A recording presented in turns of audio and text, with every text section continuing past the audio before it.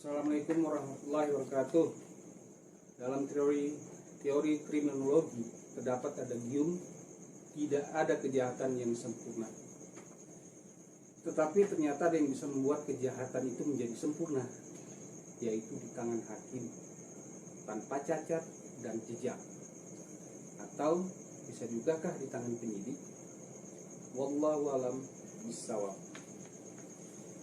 Kasus pembunuhan Subang ini terasa telah masuk bulan ke-9 dan menjelang masuk bulan ke-10, yaitu tepat terjadinya sekitar tanggal 17-18 Agustus 2021 lalu. Pihak kepolisian itu adalah tahap pertama dari pembuktian bahwa tidak ada kejahatan yang sempurna. Pihak kepolisian memang sangat perlu untuk melakukan proses kehati-hatian dalam mengungkap kasus pembunuhan ibu dan anak rokok dulu ya yang berada di Jalan Cagak, Subang. Tapi perlu diingat, dalam kehidupan ini ada batas waktu yang dalam bahasa keren itu disebut deadline. Nah, deadline inilah yang seharusnya diberikan oleh pimpinan Polri kepada para penyidik agar diketahui kapasitas kemampuan para penyidik itu bagaimana, dan para penyidik itu yang sudah ada digantikan atau tidak nantinya ketika dalam penanganan kasus perkara yang sedang dihadapinya. Rekam jejak sejarah virtual dari kasus Subang ini telah Abah hadapi rangkum dalam satu kemasan video Abah, di mana ini adalah hasil kumpulan editing potongan-potongan dari para YouTuber dan para pers lainnya, termasuk dari pers lapor news sendiri. Salah satunya yang sangat umum familiar kenal adalah dari pers Kompas dan lain-lain, yang selalu setia mengawal dari awal proses pengungkapan kasus Subang di Jalan Cagak ini.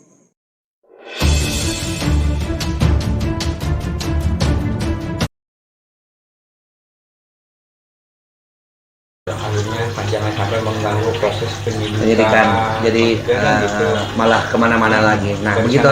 Jadi yang dulu di sana, apa yang disampaikan oleh oleh Pak pengacara bahwa Pak Yosef membawa barang. Saya sama sekali lagi tidak membawa barang, cuma memasukkan barang ke dalam Yaris. Itu barangnya di luar. Iya, Pak. Jadi pakai amel baru datang. Jadi ya, dimasukkan. Terus yang membawa barang itu sama Yuris, bukan saya, di mobil. Kuasa hukum Yoris kembali memberikan klarifikasi soal simpang siur kasus Subang, terutama terkait barang bukti dan penerobosan TKP. Ahmad Taufan membeberkan bahwa banyak hal janggal saat Yoris diminta mengambil barang di TKP Subang. Bahkan pengakuan Yoris saat menjalani pemeriksaan membuat Kapolres Subang syok dan tak menyangka. Melalui kanal YouTube Misteri Mbak Suci pada Selasa 16 November 2021, kuasa hukum Yoris Ahmad Taufan mengatakan bahwa memang Yosef dan sang adik Mulyana masuk ke TKP. Hal itu yang kemudian membuat keluarga mulai curiga. Diakui oleh Yoris, kala itu ia juga berada di TKP lantaran diminta untuk mengambil mobil. Yoris bersama sang ayah dan Mulyana kemudian mendatangi kediaman Wak Lilis. Dijelaskan oleh Ahmad Taufan, Yoris mengaku disuruh oleh Mulyana untuk kemudian membawa mobil Yaris dari TKP dan dibawa ke sebuah daerah. Mobil tersebut diminta untuk dibawa ke rumah keponakan dari Yosef yang merupakan anggota polisi. Permintaan itulah yang kemudian mengantarkan kecurigaan oleh keluarga. Sementara itu diakui oleh istri Yoris, yakni Yanti, ia juga pernah menceritakan soal mobil yang diamankan ke sebuah daerah tersebut pada penyidik. Namun justru hal itu tidak dimasukkan ke dalam BAP. Padahal menurut Yanti, harusnya kesaksiannya tersebut bisa menjadi bukti apabila Mulyana mengelak hal tersebut. Ahmad Taufan sendiri mengatakan bahwa Yoris juga pernah menceritakan terkait mobil Yaris itu pada Kapolres Subang.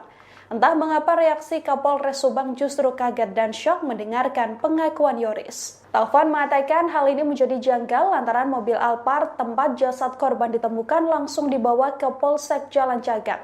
Sedangkan beberapa barang lainnya justru dititipkan ke Yoris terlebih dahulu. Pihak kuasa hukum Yoris pun lantas berharap agar kepolisian bertindak profesional memeriksa kejanggalan-kejanggalan tersebut. Seperti diketahui, kasus tewasnya Tuti Suartini dan Amalia Mustika Ratu hingga kini kian tak menemui ujung. Kedua korban ditemukan di Jalan Cagak, Subang, Jawa Barat pada 18 Agustus lalu. Namun hingga hari ini pertanyaan penyidik memang sesuai dengan channel Mbak Suci ya. Kalau nggak salah saya pernah lihat itu terkait adanya orang sipil yang masuk ke dalam TKP, terutama klien kita yang namanya Danu. Nah hari ini penyelidikan tuh lebih ke situ gitu ya. Jadi dari awal hampir 17 pertanyaan dan itu yang lebih fokus penyidik menekankan di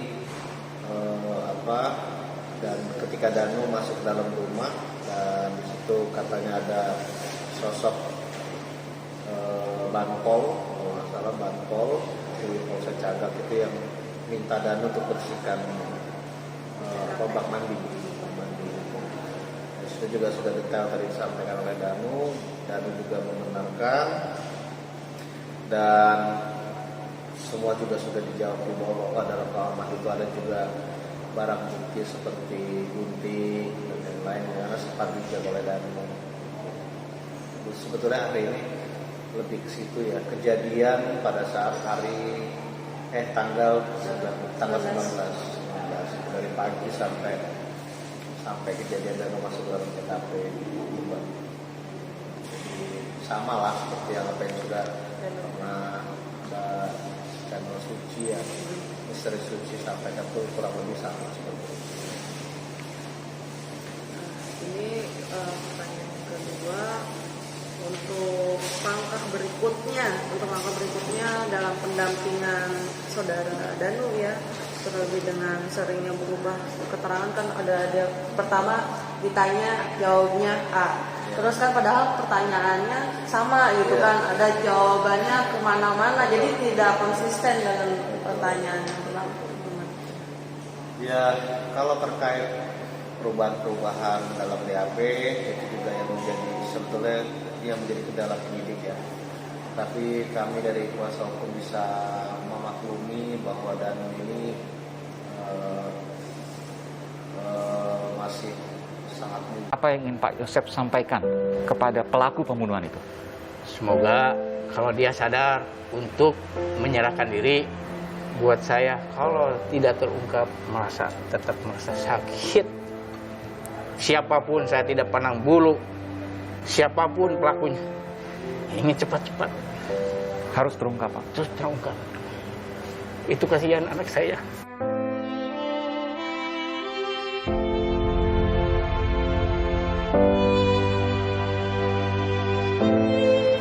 Semoga Allah cepat membukakan. Dan terima kasih sekali lagi kepada para penyidik telah memberikan pelayanan yang baik. Termasuk terima kasih kepada pendamping saya. Dia tuh seolah-olah komitmen untuk bagaimana kejujuran saya. Saya sampaikan semuanya itu yang sebenar-benarnya. Tidak ada sedikit pun berbohong apa yang saya sampaikan. Mudah-mudahan ini jalan yang terbaik.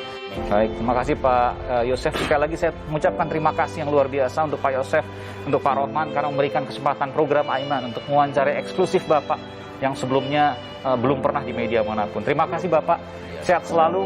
Amin. Terima kasih Pak Rohman, sehat selalu.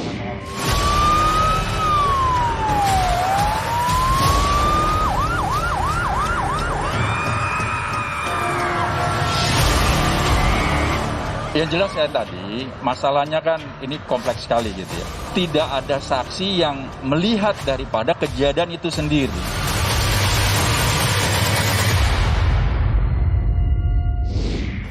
Dan saudara, setelah saya mewawancarai sang ayah, Yosef Hidayah, kini saya mewawancarai anak kandung dari Yosef, yakni Yoris beserta istrinya Yanti. Saya turut berduka atas apa yang terjadi. Saya ingin bertanya, termasuk juga keprihatinan saya. hubungan Mas Yoris dengan ayah Pak Yosef nggak harmonis sejak kejadian ini? Iya. Tidak harmonis. Tidak. Kenapa? Karena mungkin ya kalau misalnya ketemu, papa itu suka minta uang.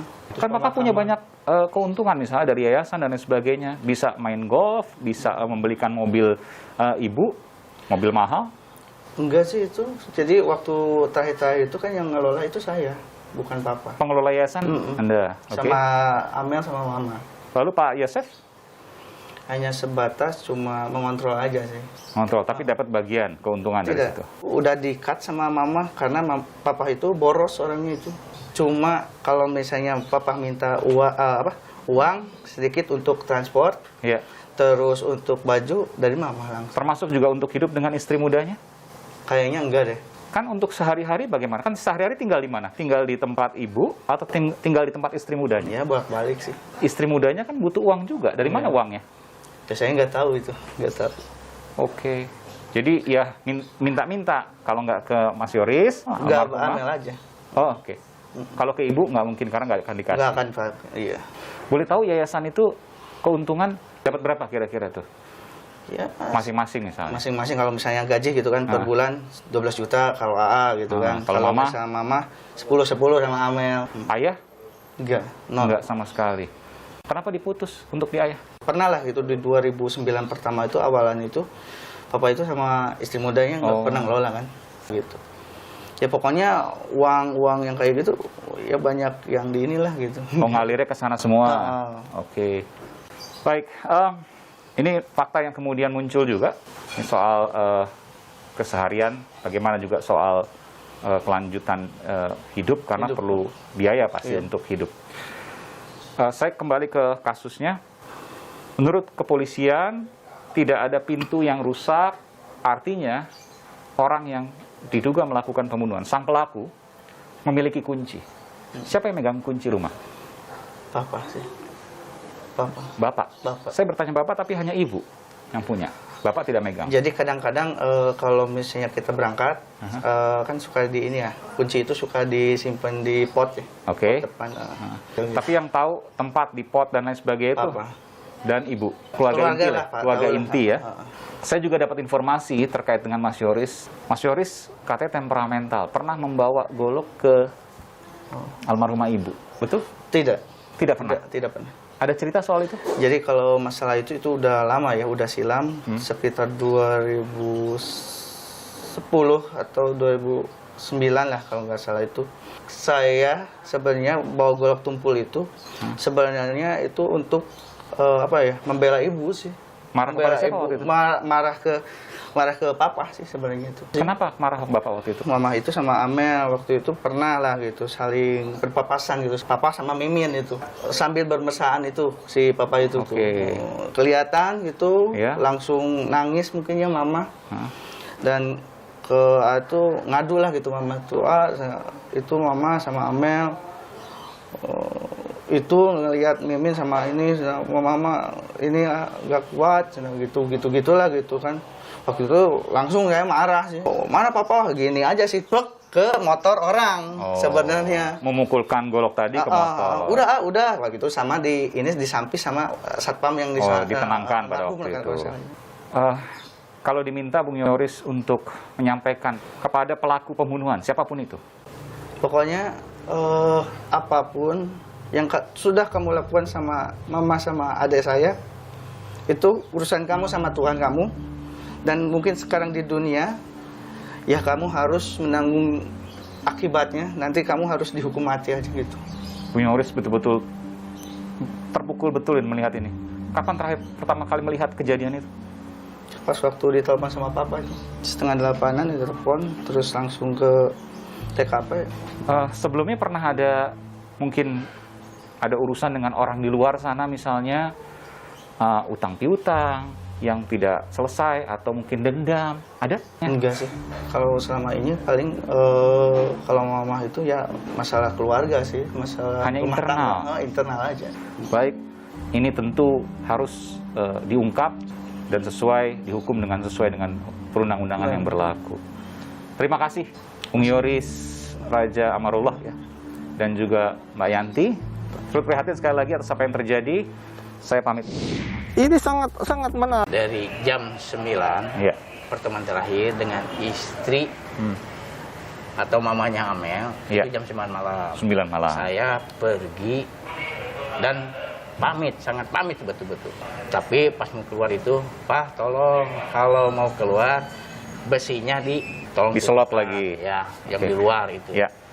Dan Bapak lakukan itu. Iya, saya setelah melakukan itu langsung Bapak pergi menuju ke istri muda, Oke, Mbak Mimin ya. Mbak Mimin. Oke.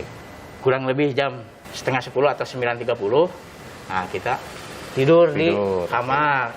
Karena kenyenyakan, mungkin kecapean, kita bangun biasanya jam setengah 4, itu bangun-bangun jam 5.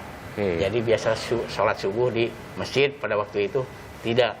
Jadi intinya bahwa pada malam kejadian Bapak ada di rumah istri muda dan sampai pagi Bapak ada di sana. Bapak mau menyampaikan informasi itu. Iya.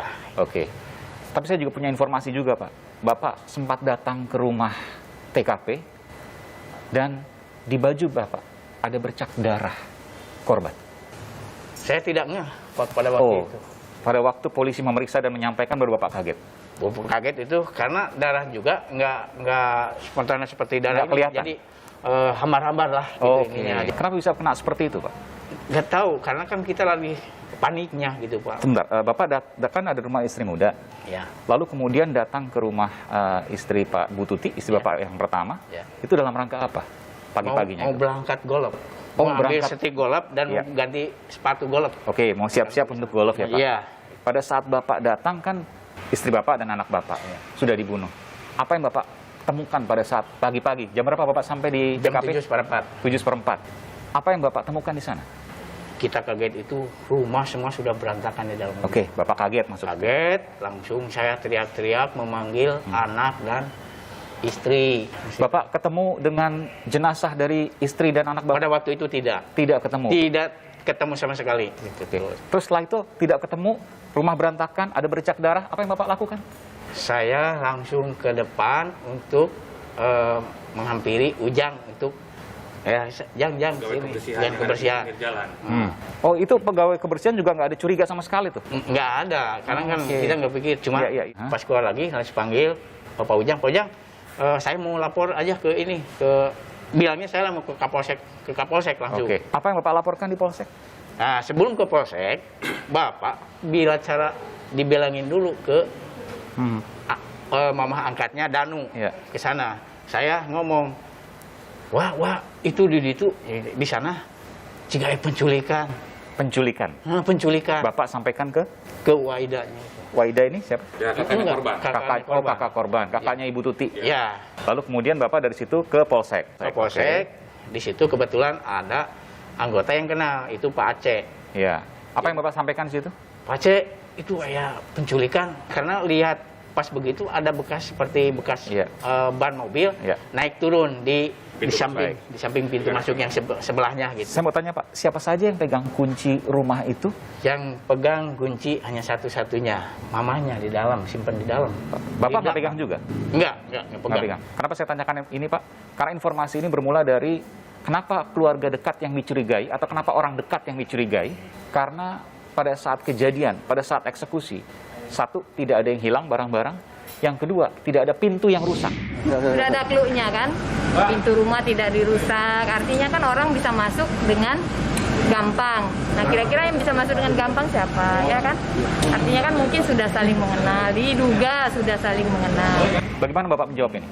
Memang tidak ada sama sekali bekas kerusakan di itu. Terus saya lihat pas ke belakang, jadi si pintu belakang kuncinya ada tergantung di dalam.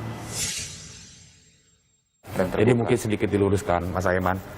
Jadi pada saat setelah dia berpikir ada penculikan itu, dia segera keluar ke kantor polisi, ketemu dengan anggota yang kenal, dan datang lagi ke TKP itu bersama dengan anggota polisi. Oh, dengan polisi ya Pak ya? Jadi tidak sendirian. Oke, baik. Nah, sebentar. Pada saat di TKP itu sudah penuh orang. Jadi Pak Yosef pun tidak pernah diizinkan masuk lagi ke sana. Dan pada ketemu jenazahnya pada saat bersama dengan polisi tadi. Pemakaman. Enggak di mobil Pak? Yang di mobil? Ada dari situ warga tuh ada. Jadi informasi tahu ada di mobil itu dari warga yang melihat di TKP. Itu di mobil hitam Alphard ya Pak ya? Di mobil hitam Alphard. Itu mobil Alphard punya Bapak ya, pribadi? Enggak, itu saya sudah berikan kepada istri saya. Arti Bapak yang beli, cuma diberikan kepada ibu mamahnya, almarhumah Tuti. Ya, mamahnya. Bapak mau sampaikan bahwa itu bentuk kasih sayang Bapak kepada... Iya, kepada mamahnya. Dan kebetulan yang memang yang bisa bawa kendaraan itu hanya anak saya, Yuris. Terus terang aja, saya nggak bisa membawa kendaraan. Saya harus tanyakan juga ke yang lain Pak soal ini. Apakah Bapak merasa punya musuh, utang piutang dan lain sebagainya? Saya tidak sama sekali kalau itu. Jadi untuk orang lain yang dendam terhadap keluarga Bapak nggak pikir sejauh itu? Tidak sama sekali. Betul? Bagaimana? Ya, berdasarkan berkali-kali keterangan di kepolisian pun, Pak Yosef menerangkan bahwa dia tidak pernah memiliki musuh, tidak ada keributan dengan orang lain, dan lain nggak ada, tidak ada masalah dengan pihak manapun. Gitu. Kalau kita berusaha untuk berpikir, ini dibunuh kenapa ya? Karena luar biasa sadis ibu dan anak. Iya. Ini juga saya disumpah dulu sama pengacara, sampai pakai Quran pun boleh, saya nggak. Saya tidak sama sekali melakukan dan tidak pernah menyuruh orang, itu aja. Ini yang menjadi korban karena sedih anak sekali. Kesayangan saya. Itu sangat. Sebagai gambaran saja Mas Aiman, Amel itu anak kesayangannya Pak Yosef. Ya. Ada dua ya, Amel dan Yoris. Amel dan Yoris. Setelah yayasan itu dipegang oleh Amel, segala kebutuhan Pak Yosef pun. Kok Pak Yosef nih bisnisnya yayasan ya, bukan bisnis lah. Sekolah. Pak Yosef punya sekolah ya Pak ya. Kebutuhan Pak Yosef pun dipenuhinya oleh Amel. Jadi segalanya diatur lah. Dan itu memang keinginan Pak Yosef sendiri karena dengan diatur oleh Amel semuanya jadi terencana lah masalah keuangan, tidak boros.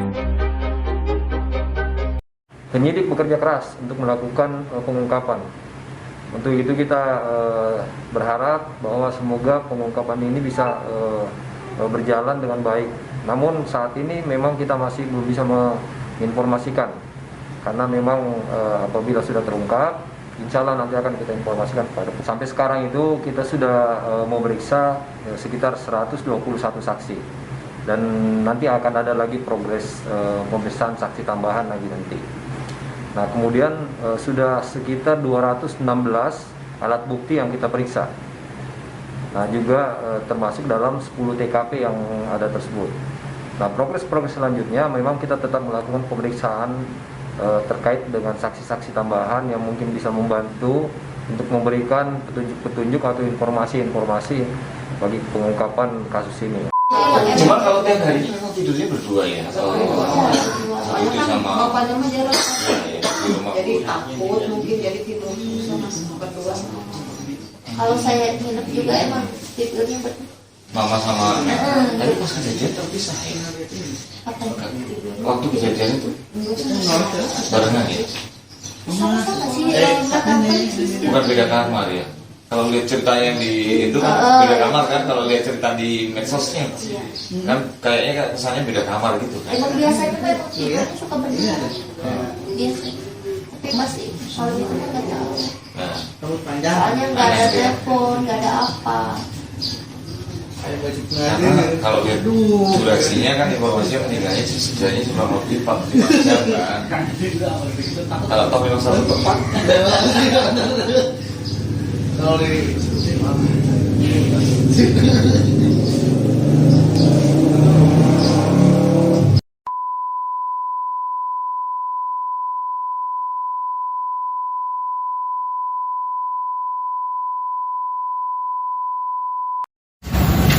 Oke, pas di kejadian ngelihat ada apa Pak, Mas? Pas di TKP? Iya, di TKP-nya. Saya melihat ada 5 orang tuh, 3 perempuan, 2 laki-laki.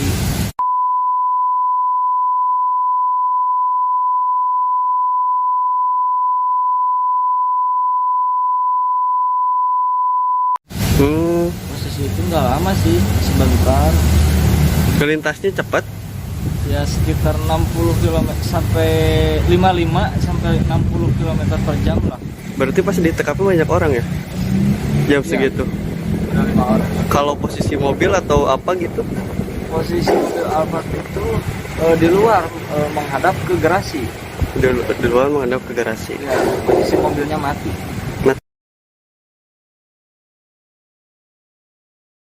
mati, tapi di sana banyak orang gitu. Ya.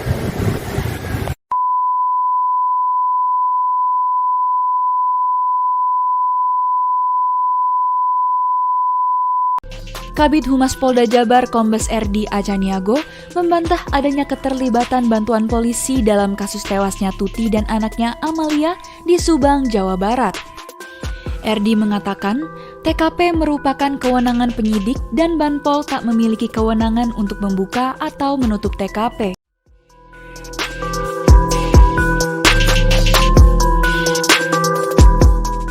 Keponakan Tuti, Danu menjadi saksi kunci pembunuhan Tuti dan Amalia. Pasca kejadian, ia diminta oleh anak Tuti, Yoris, untuk berjaga di sekitar TKP. Saat berjaga, datang seseorang yang ia kira polisi meminta didampingi masuk ke TKP. Tak hanya itu, orang yang ia kira polisi itu meminta Danu untuk menguras bak mandi di TKP. Menurut Danu, kamar mandi di TKP berbau anyir dan air di dalam bak mandi bercampur darah. Usai membersihkan bak mandi, Danu keluar bersama orang yang diduga Banpol tersebut.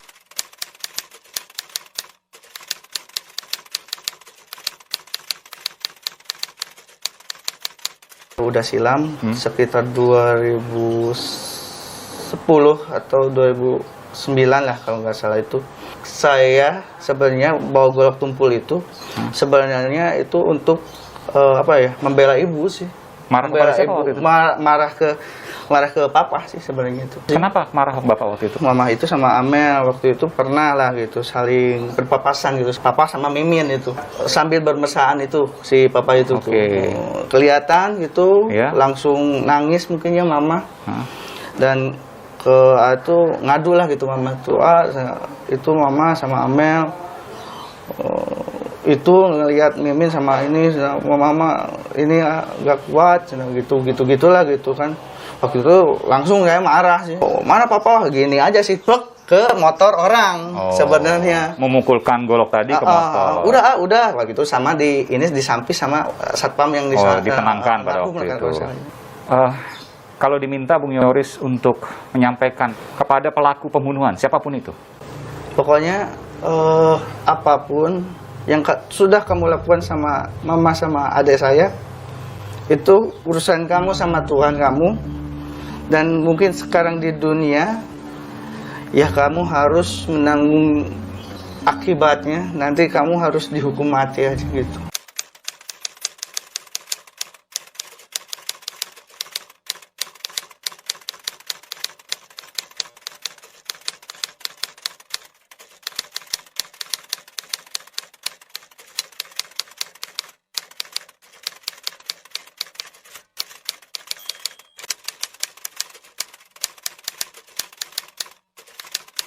Kasus pembunuhan yang menimpa ibu dan anak di Subang, Jawa Barat disebut sudah menemui titik terang.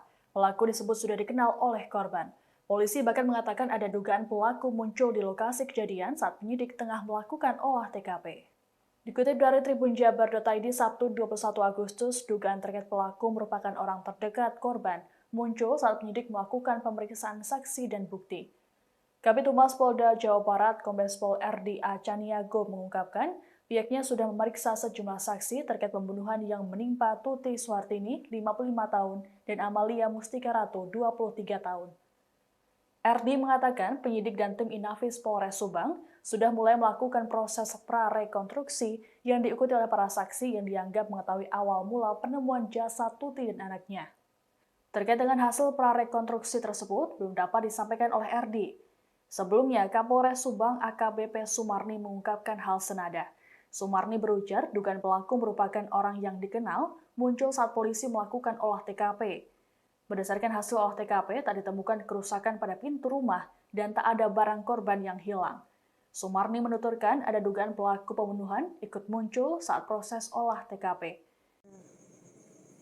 Abah yakin para pemerhati dan pejuang keadilan bagi almarhum kedua korban, yaitu Ibu Tuti dan adik Amalia dalam proses pembunuhan penegakan hukum ini akan terus bertambah jumlahnya, yang akan membantu dengan kedisiplinan ilmu masing-masing agar kasus tragedi yang sangat memilukan ini cepat terungkap dan pengawalan kasus pembunuhan di Jalan Cagak Subang ini pun cepat juga berakhir. Tapi mulai dari proses menjadi terdakwa dan menjadi hukum, hukuman apa yang pantas untuk para pelaku bila mereka telah ditemukan? Para YouTuber, netizen, saya yakin akan selalu memantau dan memperhatikan proses dari perjalanan sampai ke hukuman yang akan diberikan sampai ke pengadilan. Tapi entah yang lainnya. Sebelumnya kita sama-sama berdoa bagi kedua almarhum agar tenang di alam sana. Pertama kebaikannya mereka diterima di sisinya. Amin. Apakah kasus ini termasuk kasus yang sulit terungkap? Menurut Abah, sepertinya tidak ada kasus yang sulit. Karena seperti di awal tadi Abah bilang, tidak ada kejahatan yang sempurna. Serta diketahui berbagai pihak ini telah membantu banyak kepolisian, baik menyajikan data, memberikan data melalui channel YouTube-nya, mengecek ulang data, baik secara langsung ke lapangan, baik memantau dengan cara-cara lain. Intinya mereka bersemangat membantu kepolisian dan cepat terungkapnya kasus Subang ini. Dan termasuk bisa jadi adalah para pendamping hukum dari para saksi-saksi sendiri, seperti apakah dari kuasa hukumnya Pak Yosef atau Danu. Minimal untuk menjadikan sebagai terdakwa berdasarkan hukum dan aturan perundang-undangan yang membutuhkan itu dua alat bukti. Pertanyaannya, untuk mendapatkan dua alat bukti harus diketahui, dan sekarang ini pun diketahui, berbagai cabang ilmu telah diterapkan dan dilakukan di kepolisian. Bahkan yang di luar daripada konteks kepolisian pun memiliki seperti itu. Contoh yang sudah ada, yang sudah diketahui, ilmu forensiknya sudah jalan, sudah menghasilkan DNA, bahkan sampai kedua kali dilakukan forensik. Ilmu psikologi, ilmu intelijen, ilmu komunikasi, dan lain-lain. Tapi sepertinya masih ada yang perlu dilakukan berulang di dalam ilmu psikologi dan komunikasi. Dan semua hal yang tersebut itu Abah David tegaskan bahwa institusi Polri telah mempunyai kelengkapan segalanya untuk dapat membantu dan mendapatkan dua alat bukti dalam kasus pengungkapan pembunuhan ibu dan anak di Jalan Subang, di Jalan Cagak Subang ya. Dan tambahan lainnya, alibi yang dilakukan oleh pelaku nanti atau sudah terjadi, itu pun Abah yakin dengan kemampuan SDM Polri yang setahu Abah tidak sembarangan. Nggak Polri bisa menjadi penyidik. Alibi yang sudah terindikasi dari pelaku pun akan bisa dipatahkan nanti. Berbagai alat dari kemajuan zaman pun terus meningkat yang dapat membantu proses-proses pengungkapan pembunuhan ibu dan anak Jalan Cagak ini pun sudah dipergunakan. Tapi apakah ada faktor-faktor lain yang bisa membuat waktu bisa menjadi lama? Ini pertanyaannya. Abah menyarankan agar pimpinan tertinggi Polri, yaitu Kapolri, memberikan deadline waktu agar manajemen pengembangan SDM institusi Polri dapat berjalan dengan mulus dilakukan. Istilahnya terjadi kaderisasi di tubuh Polri, estafet pengalaman. Maaf ya, mesin dari batu.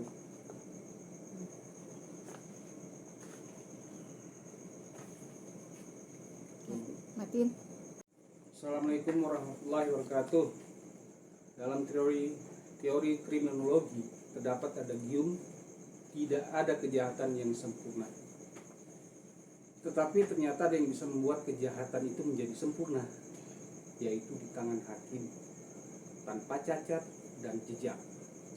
Atau bisa jugakah di tangan penyidik?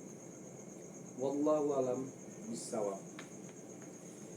Kasus pembunuhan Subang ini terasa telah masuk bulan ke-9 dan menjelang masuk bulan ke-10, yaitu tepat terjadinya sekitar tanggal 17-18 Agustus 2021 lalu. Pihak kepolisian itu adalah tahap pertama dari pembuktian bahwa tidak ada kejahatan yang sempurna. Pihak kepolisian memang sangat perlu untuk melakukan proses kehati-hatian dalam mengungkap kasus pembunuhan ibu dan anak berapa dulu ya yang berada di Jalan Cagak, Subang. Tapi perlu diingat, dalam kehidupan ini ada batas waktu yang dalam bahasa kerennya itu disebut deadline. Nah, deadline inilah yang seharusnya diberikan oleh pimpinan Polri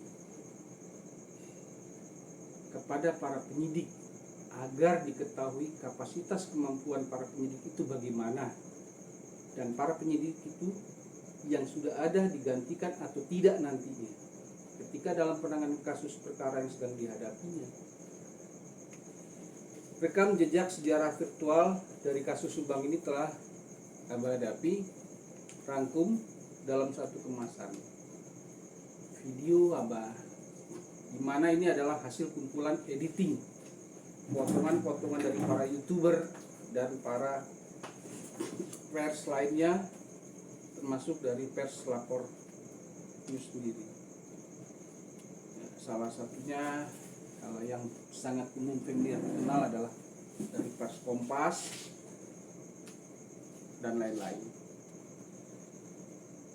yang selalu setia mengawal dari awal proses pengungkapan kasus Subang di Jalan Cagak ini.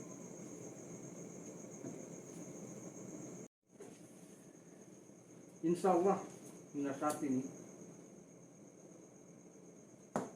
saya yakin masyarakat luas itu masih tetap percaya bahwa Polri mampu mempercepat proses pengungkapan kasus pembunuhan ibu dan anak di Jalan Cagak Subang.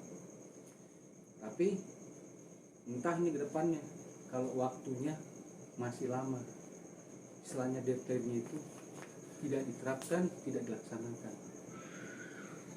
Abah sendiri teringat janji Pak Kapolri yang dulu yang sekarang jadi menteri, Pak Tito Karnavian yang jadi Mendagri sekarang, itu waktu estafet komando kepada Pak Kapolri Idam Aziz, apa yang dikatakan, apa programnya itu waktu itu yang diberikan kepada Pak Kapolri yang baru penggantinya Pak Tito, dan apa jawaban Pak Tito, jawabannya Pak Kapolri Idam Aziz, bahwa segala program-program daripada Pak Tito yang baik-baik, yang bagus-bagus untuk peningkatan institusi kepolisian akan dilakukan. Nah, yang jadi pertanyaannya, ada nggak pesan dari Pak Idam Aziz Kapolri kepada Kapolri yang baru, yaitu Pak Jenderal Listio Sigit Prabowo? Nanti akan disebarkan linknya di video ini, bisa dilihat ya. Ini kasus Subang itu sudah 9 bulan. Di awal tadi sudah dikatakan dan Abah ulangi, menjelang ke 10 bulan. Dan apakah program dari Pak Kapolri Tito ini ada estafetnya kepada Pak Kapolri yang baru? Mungkin jadi pertanyaannya Pak Jenderal Listio Sigit. Seharusnya pesan estafet baru sebagai institusi kepolisian dari Kapolri yang dulu ini dijaga, diestafetkan terus sampai turun-temurun, sehingga SDM Polri itu akan tertata, itu akan terlihat mungkin akan dimunculkan link-link dari waktu zaman Pak Kapolri Tito, Pak Kapolri Damasis sampai ke Pak Jenderal Listio Sigit waktu mungkin penyerahan komandonya atau apa, kita lihat saja nanti di video ini. Akhir kata, sebelumnya Abah cuma katakan dulu, mohon maaf bila Abah tidak menjelaskan secara tuntas, karena apa yang Abah sebutkan ini pun telah ada di link media yang namanya Lapor News. Pesan Abah, dan Abah juga minta tolong agar ini video terus bisa jalan. Jangan lupa untuk subscribe-nya diberikan, like-nya diberikan, kalau perlu juga loncengnya sekalian, serta paling utama ditunggu komennya dari video ini. Mungkin akhir kata mengucapkan Abah, Waalaikumsalam warahmatullahi wabarakatuh.